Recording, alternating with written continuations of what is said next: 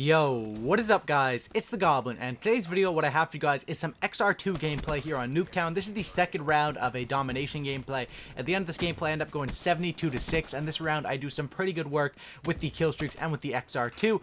But in today's video we're going to be talking about the XR2 and how the gun has changed over Black Ops 3, and especially in the latest patch, which wasn't really that new. It's kind of about 3 weeks old, maybe even older than that, maybe a month old, because it was before the Christmas break. I'd say it was around 3 weeks to a month old, and we're gonna be talking about that patch and clearing up a few things about this XR2 weapon. So if you guys enjoy this video, I'd really appreciate if you guys could drop a like or drop a rating on it, whatever you guys think this video deserves, and also subscribe to my channel if you guys are new. So the XR2 is basically a 3-round burst assault rifle. Now, the latest patch basically updated this gun, but first of all, I'll go over through the history of this thing, or not the latest patch, I keep saying that. It's a patch that was about a month ago.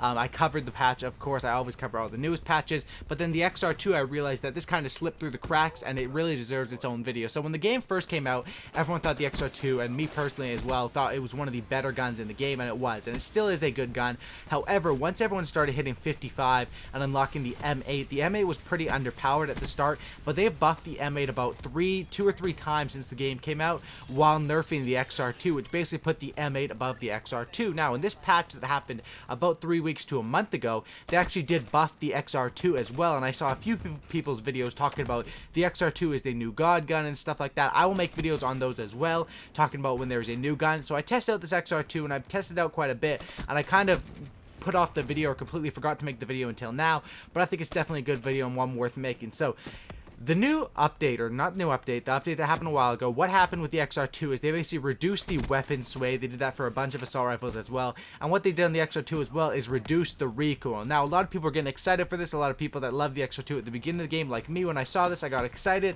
I played with it quite a bit, and basically, even with this buff, I don't think the XR2 is as good as the M8A7, or that's what basically I want to make this video about, because the XR2 is a great gun, and now with the reduced recoil, it's even better. However, this gun's problem is not really the recoil. Its problem is a bit of the strength. I mean, it usually can 2-burst people every time, but it shoots in 3-round bursts when the M8A7 shoots in 4-round bursts, which basically makes the gun just a little bit more powerful off of default. Because if you guys don't know how the burst guns work in Call of Duty, not every bullet of your burst is going to work. Not all 4 of that M8A7 burst is going to connect, and that's why sometimes you'll kill in 1 burst. If you have a clean shot, you can usually kill them in 1 burst, and sometimes in 2 bursts. Now, the XR2 as well, it can kill in 1 burst, and if you throw high caliber on this thing, it can definitely 1 burst to the head. However, this gun is just a little bit underpowered compared to the M8 in my opinion, and I find that it would be really hard for, Treyarch to balance 2 guns that are basically pretty much identical. I can't really see the difference between these two. The XR2 has a worse iron sight in my opinion,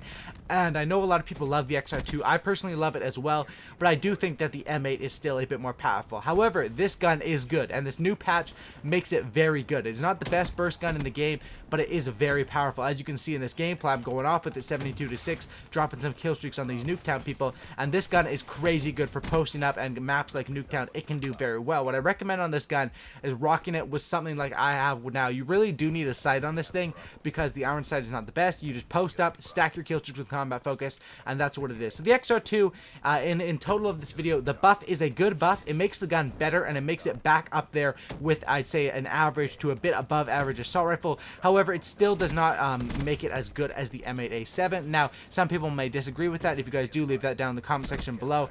I really do like the M8A7. You guys can see a lot of the pros use the M8A7, and how pro Call of Duty works is basically some weapons are banned and some weapons are protected between each match. So in the games where the weapon, the M8, is banned, usually people will use the XR2, which basically makes it a substitution for the M8A7. Now, it's kind of disappointing because it's kind of hard to see where this gun will fit into the game, for the simple fact that the M8's already a burst assault rifle in the game, and they have 2 burst assault rifles, which usually in Call of Duty they only have 1. But it's kind of good to see the variety in the weapon balance in this game. The XR2 is definitely a strong assault rifle, despite it not being the M8A7. Hope you guys did enjoy this video. If you guys did, could you drop a like on it? That would be awesome if you guys could. Also, subscribe to my channel if you guys are new, and if you guys made it to the end of the video, comment XR2 down in the comment section below. And as always, subscribe for a cookie, and don't licky. I'm out. Peace.